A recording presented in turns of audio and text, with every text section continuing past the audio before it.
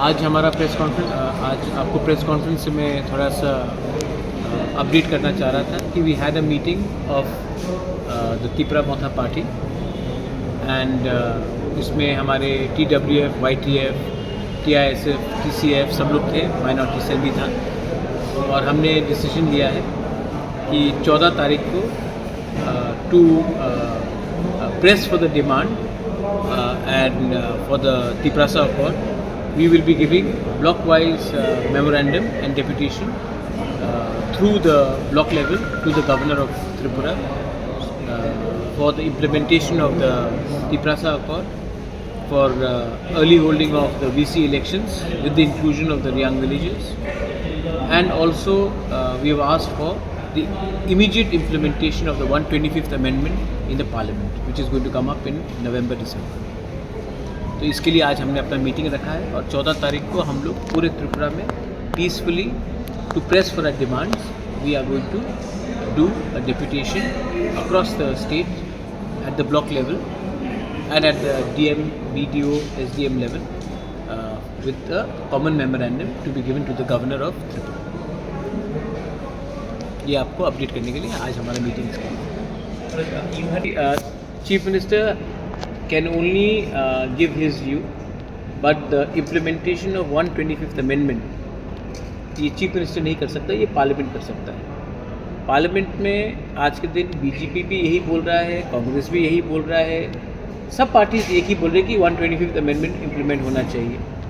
तो अगर सब लोग रेडी हैं तो हम तो क्यों बोला जा रहा है कि वेट करो वेट करो वेट करो? हम कब तक वेट करेंगे?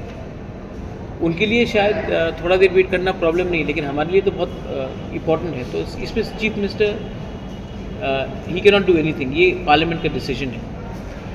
रिगार्डिंग VC इलेक्शंस हमने और जगदीश देवर्मा भी थे वहाँ में, BK रामफल भी थे जब हमारा मीटिंग हुआ।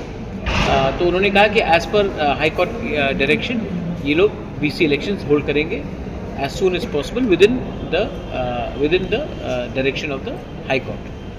और रहा तिप्रासा कोर्ट का, ये महीने के अंत में फिर से दिल्ली में हमारा मीटिंग है।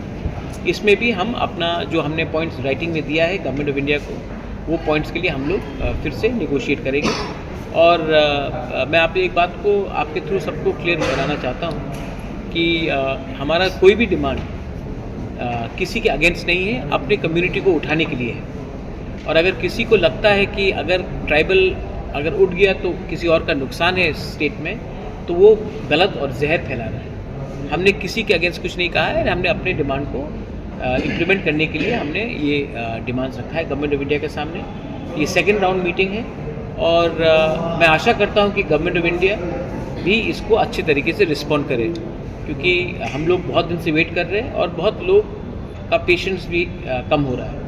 तो गवर्नमेंट ऑफ इंडिया को भी समझना चाहिए कि ट्राइबल्स ऑफ त्रिपुरा बहुत साल से उन्होंने इंतज़ार किया है उनके अधिकार को, उनके अधिकार के लिए, and we have to ensure that this is delivered as soon as possible. After your meeting with the State Election Commission, he said that Tribal Welfare Department is to initiate the process. So that is Bikash Debarma and that is the state government. So you have to ask this question to the Honorable Minister for Tribal Affairs. मैंने अपने तरफ से जो करना है मैंने किया है और मैंने कहा है कि रियांग्स को ये VC कमेटी से बाहर नहीं रखना चाहिए, क्योंकि जब ये VC पे पैसा आएगा तो ये डायरेक्टली उनके पास आएगा। अगर हम आज उनको बाहर रखेंगे तो बाद में उन्हीं का नुकसान है। क्यों हम ये करें? इससे किसका फ़ायदा है? So tribal affairs department has got all the data, has got all the thing, they should immediately move so that this is done. I think you should ask this question. मैंने पर्सनली भी बहुत बार phone किया है, बात किया है, लेकिन अगर आप भी उनसे 2-3 बार सवाल पूछेंगे तो अच्छा रहेगा। सवाल पूछा है आप मुझसे, आप ये सवाल मुझसे पूछ लिया आपने, ये सवाल किसी और से मत पूछिए। कोई भी अकॉर्ड का टाइमलाइन होता है, नागालैंड अकॉर्ड का टाइमलाइन है, 3वीं अकॉर्ड का टाइमलाइन था। हम लोग 3 घंटे का पिक्चर नहीं देख रहे सिनेमा हॉल में। जब कॉन्स्टिट्यूएंट असेंबली का डिबेट हुआ, जब संविधान बना, उसमें टाइमलाइन था। कभी भी टाइमलाइन नहीं होता है। जिस दिन आपने हार मान लिया उस दिन आपका अकॉर्ड ख़त्म। तो जब तक मैं अपना डिमांड में कायम रहूँगा तब तक आपका पॉइंट रहेगा। और टाइमलाइन आता है, जब सिचुएशन दिल्ली में बदलता है। मैं I know one thing very clearly, मैं यहाँ में ना बीजेपी का